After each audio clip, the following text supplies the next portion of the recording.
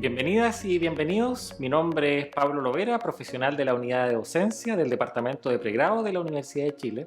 Y en esta cápsula vamos a abordar algunos tópicos relacionados con desarrollar actividades de trabajo colaborativo en el aula.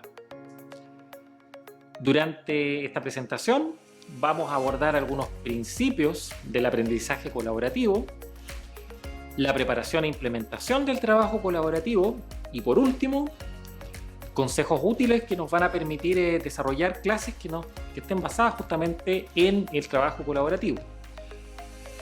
¿Qué podemos decir en relación con los principios del aprendizaje colaborativo?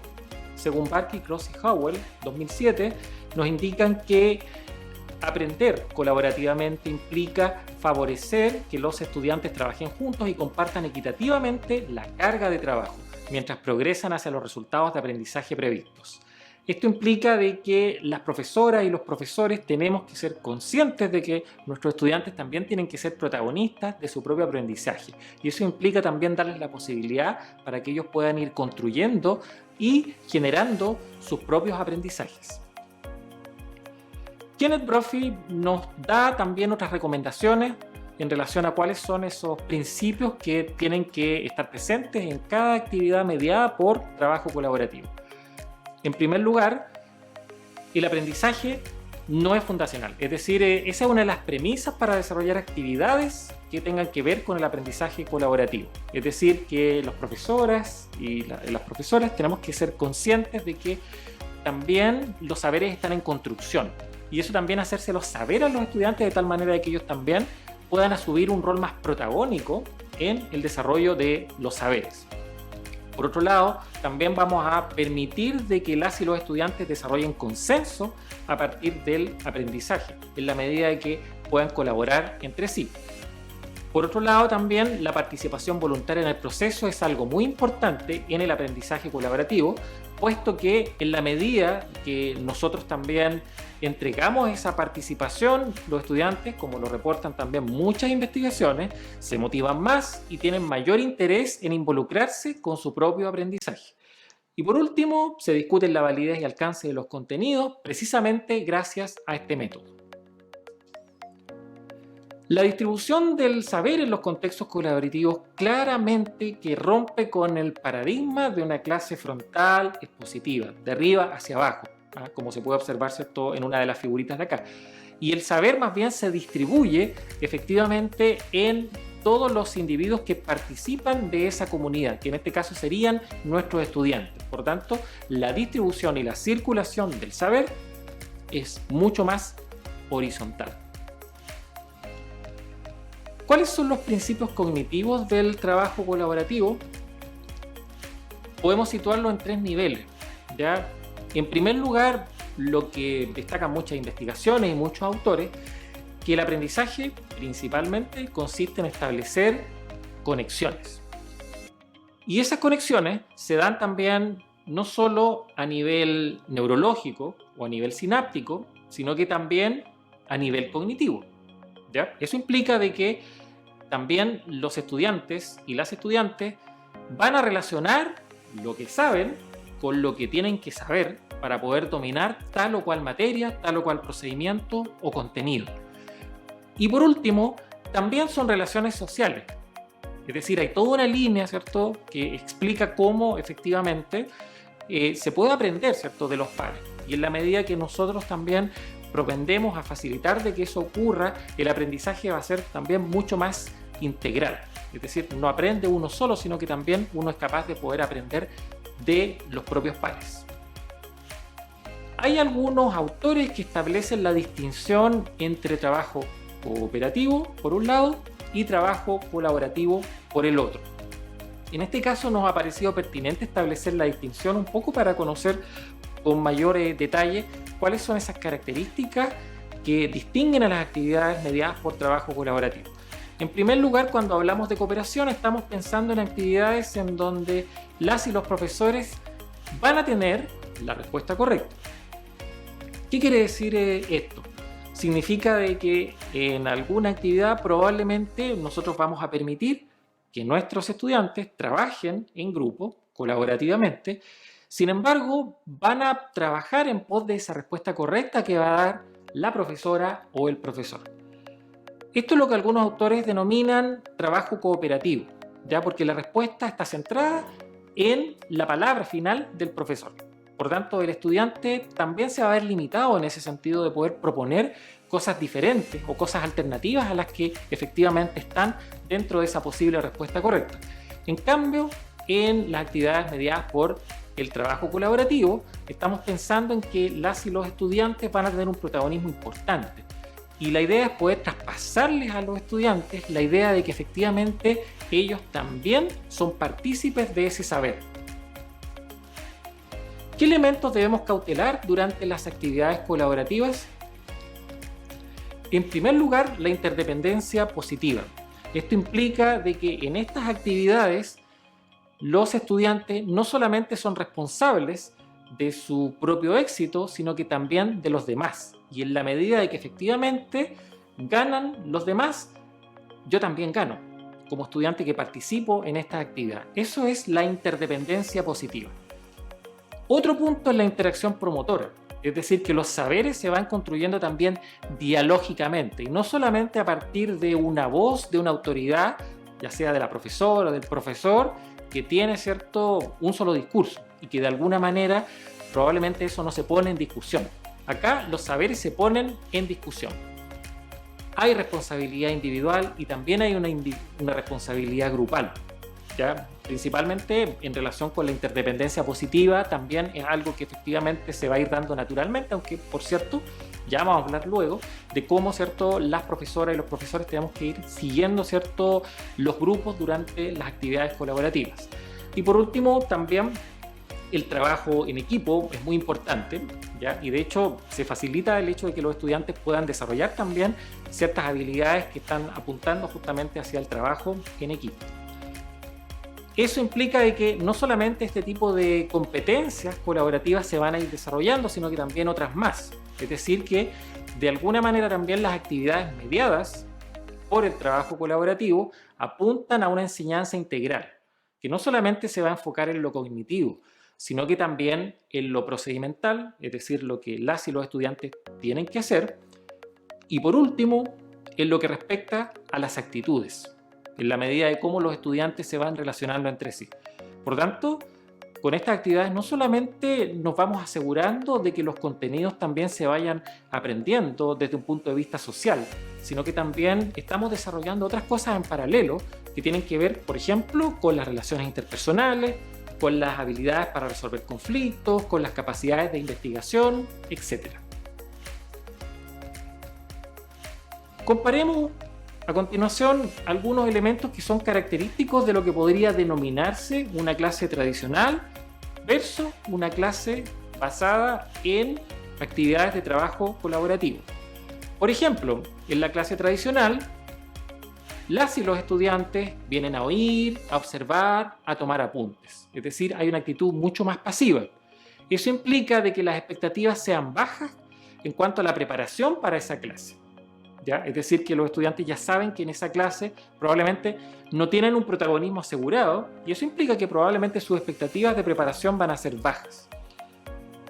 Eso implica de que la presencia va a ser privada en el aula con bajo riesgo. ¿Qué quiere decir esto? De que las y los estudiantes no se van a ver expuestos durante la clase a tener que participar, dar opiniones, desarrollar ideas. Por tanto, estas clases implican poco riesgo cognitivo y también social, en relación justamente con el eventual trabajo con los pares que, por supuesto, constituye un sello distintivo del trabajo colaborativo. Y por último, también en una clase tradicional se suele dar mucha competencia, en el sentido de que, por ejemplo, supongamos que una profesora o un profesor formula una pregunta abierta a la espera de que alguna estudiante o algún estudiante pueda responderla y probablemente ahí también se genere cierta competencia. Y probablemente hay muchos que tampoco van a querer participar porque de alguna manera se pueden avergonzar de que eventualmente su respuesta no sea precisamente la correcta. Entonces se favorece un poco la competencia. El profesor y los libros son la principal fuente de autoridad y del saber. Es decir, con eso se asume que la voz de la profesora, del profesor y la bibliografía son la única fuente autorizada y no los pares, ¿ya? En una clase colaborativa, en cambio, las y los estudiantes resuelven problemas, aportan y dialogan. A diferencia de la clase tradicional, las expectativas son altas de preparación para la clase, porque los estudiantes ya saben de que efectivamente algo van a tener que decir, van a tener que trabajar, van a tener que aportar. La presencia, por lo tanto, es pública, ya no es privada, ya se expone, ¿cierto?, el estudiante dentro del grupo con muchos riesgos. Y ahí, por supuesto, en la conversación, en el diálogo, como ocurre, ¿cierto?, así en la vida, nosotros podemos debatir puntos de vista, podemos, en la medida que nosotros vamos dialogando, cambiar de opinión, y efectivamente las actividades de trabajo colaborativo permiten precisamente de que eso vaya sucediendo. Y por último, hay una colaboración mayor justamente con los pares, que en una clase, ¿cierto?, expositiva es muy difícil de que efectivamente se pueda dar. Los pares, uno mismo y la comunidad, por lo tanto, van a ser también fuente de autoridad del saber y no solamente lo que dice la profesora, el profesor o lo que está contenido en los libros o materiales complementarios que los profesores les damos a nuestros estudiantes. ¿De qué manera nosotros podemos ir preparando el trabajo colaborativo? Una primera pregunta que surge es ¿cómo conformamos los grupos? ¿Ya? Por ejemplo, en el caso de actividades que a lo mejor están decididas dentro de nuestro programa de asignatura como actividades grupales, probablemente los estudiantes se van a agrupar en afinidades o pensando justamente quizás en los más conocidos y van a desarrollar actividades probablemente en el contexto de una clase si es que la profesora o el profesor deja espacio para que parte de ese trabajo se desarrolle durante la clase. Eso ya es un grupo formal porque va a ser, de alguna manera se va a mantener en el tiempo. Grupo informal implica que a lo mejor en una exposición o en una presentación de una profesora o de un profesor puede que se formule una pregunta o se quiera analizar un caso brevemente y la profesora o el profesor les pida trabajar con las y los estudiantes que a lo mejor tienen a su lado, los que tienen más cerca, porque esa actividad a lo mejor es cortita en el contexto de una clase, ¿ya? Entonces, eso sería, ¿cierto?, un grupo más bien informal. Y un grupo básico tiene que ver precisamente con desarrollar a lo mejor incluso toda la planificación de una asignatura pensada en el trabajo colaborativo. Por ejemplo, la metodología de proyecto va en esa línea, porque de alguna manera las y los estudiantes van a trabajar en un solo proyecto a lo largo de un curso con un mismo equipo. Con respecto a la conformación de los grupos, si tienen que ser diversos u homogéneos, eso también es una decisión de la profesora y del profesor. Si bien es cierto que hay muchas investigaciones que sostienen de que en la medida que las aulas son más diversas también se favorece el aprendizaje, en algunas ocasiones a lo mejor vamos a querer de que nuestros grupos sean más bien homogéneos porque quizás queremos motivar, ¿cierto?, a que los estudiantes puedan participar. Y claramente cuando uno colabora con los conocidos, con los amigos, hay una mayor motivación intrínseca. Entonces, la decisión ya sea por grupo diverso u homogéneo, es algo que se va a ir tomando en función del aprendizaje que se quiera desarrollar. ¿Qué ocurre cuando tenemos que seguir los grupos? Como decíamos, las actividades de trabajo colaborativo son actividades que de alguna manera funcionan bastante bien mientras más masivos son los cursos, ¿ya? Porque eso permite que efectivamente existe una mayor distribución, ¿cierto?, de los aprendizajes al trabajar, ¿cierto?, con los distintos grupos. Ahora bien, con respecto, ¿cierto?, al seguimiento de los grupos, eso implica de que los profesores y profesoras tenemos que estar, ¿cierto?, siempre atentos a ir acompañando ese proceso e ir favoreciendo dentro del grupo cuestiones que a lo mejor permitan conciliar posturas, facilitar aprendizaje, disminuir la tensión en algunas ocasiones, proponer normas si es que nosotros notamos que a lo mejor en algún grupo puede que efectivamente no esté funcionando esto bien. Y también seguir pasivamente, eso se sugiere. Es decir, la idea es no entrar invasivamente dentro del grupo, sino que al mismo nivel de los estudiantes, incluso tomar una silla, sentarse, no de arriba hacia abajo, observar y eventualmente intervenir, pero de una manera natural. ¿Qué cosas nosotros deberíamos estar observando, estar atentos? Bueno, si efectivamente dentro de los grupos existen bloqueos, hay retraimiento de alguno de los participantes, ahí nosotros tenemos que estar atentos para poder eventualmente intervenir y ver, sobre todo cuando hay monopolización de las conversaciones en una sesión grupal, tratar de que todos puedan participar. Bueno, y por supuesto, si hay agresiones, si hay competiciones, si hay distracciones, ¿cierto?, que van en otro sentido, también nosotros tenemos que, de una manera muy natural, ¿cierto?, y muy cordial, encaminar, ¿cierto?, la discusión hacia el objetivo de la tarea.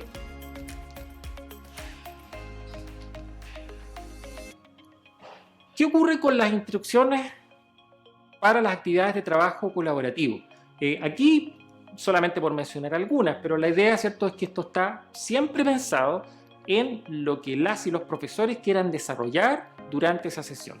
Pero por dar algunos ejemplos, en algunos casos nosotros podemos utilizar actividades de trabajo colaborativo para examinar premisas, conclusiones e interpretaciones.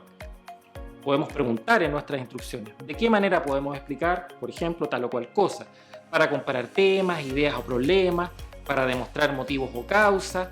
Les podemos pedir que desarrollen una conclusión a lo mejor a un tópico que presentó la profesora, el profesor, o bien quizás a partir de un video que las y los estudiantes observaron, que los mismos estudiantes puedan extraer conclusiones de esa instancia de aprendizaje, que puedan establecer relaciones causales entre ideas. Asimismo, también les podemos pedir que puedan extender el diálogo, ¿ya? Si hubo un trabajo previo a lo mejor entre pares o solo una exposición por parte del profesor, podemos distribuirlo y generar grupos diversos que permitan socializar a lo mejor aquella discusión. También ayudar a las y los estudiantes a descubrir cuáles son los significados subyacentes, es decir, nosotros esto nos permite también ir profundizando en algunos tópicos que nosotros consideramos como profesores que son importantes. Por ejemplo, demostrar relaciones entre teoría y práctica, pedir que los estudiantes hagan evaluaciones y hagan juicios, hagan autoanálisis, reflexiones o eventuales cuestionamientos. Por último, vamos a dar algunos consejos útiles que de alguna manera resumen las cuestiones que hemos ido conversando recién. En primer lugar, la figura del docente es una figura mucho más cercana, ¿ya? Una figura mucho más amable y que tenga, ¿cierto?, un rol de facilitador y mediador, ¿ya? No de alguien que a lo mejor ya tiene todo resuelto y es algo que uno le va a entregar a los estudiantes, sino que la idea es que el saber sea un espacio en construcción. Y eso implica de que las y los profesores tienen que estar conscientes de que su rol principalmente es poder mediar en esos aprendizajes. Explicar la actividad y aclarar los objetivos, ¿ya? Eso también es importante, ¿ya? Porque no basta solo con una instrucción inicial, sino que es muy probable que en la medida que uno vaya, y sobre todo eso suele ocurrir en la primera pasada que uno va haciendo por los grupos, en donde principalmente van a ir surgiendo algunas dudas más específicas con la actividad. Y por supuesto, puede que a lo mejor nosotros como profesores no hayamos sido muy explícitos en la instrucción inicial. Así que también nos ayuda a reforzar eso. Reforzar procedimientos, entregar ejemplos, reiterar las reglas de interacción en el grupo. Eso sí, es que hemos definido ciertos roles también dentro del grupo, que esa también es otra estrategia para poder asegurarse de que la participación sea equitativa, ¿ya? Establecer límites de tiempo. Es muy importante que las y los profesores también vayamos comunicándole a los estudiantes cuánto tiempo les va quedando para que terminen la actividad. Asimismo, clarificar dudas, formularle preguntas al grupo también, eso es muy importante. Una de las diferencias, como lo comentábamos recién, entre el aprendizaje cooperativo y el colaborativo, es que de alguna manera el colaborativo está más abierto a las preguntas que a las respuestas principalmente. Y las y los profesores serían, creo que, buenos facilitadores en la medida que son capaces de formular buenas preguntas que puedan seguir estimulando la discusión. También hay que felicitar los aportes, sugerir nuevas perspectivas, proponer también desafíos para la discusión, sobre todo si a lo mejor un grupo piensa de que ya resolvió la tarea. También nosotros, si es que efectivamente todavía queda algo de tiempo disponible, nosotros podemos proponerles de que efectivamente puedan abordar nuevos desafíos. Y por último, la idea es que si nosotros no estamos de acuerdo con alguna de las cosas que se dicen, ¿cierto?, del grupo cuando nosotros estamos observando y haciendo el seguimiento, la idea es que no corrijamos. Podemos nosotros como un par exponer nuestros desacuerdos, dar nuestros argumentos, pero no corrigiendo, para permitir de que las y los estudiantes no se sientan cohibidos de poder desarrollar sus propios planteamientos frente a eso que se está discutiendo. Muchas gracias y nos estaremos viendo en una próxima oportunidad.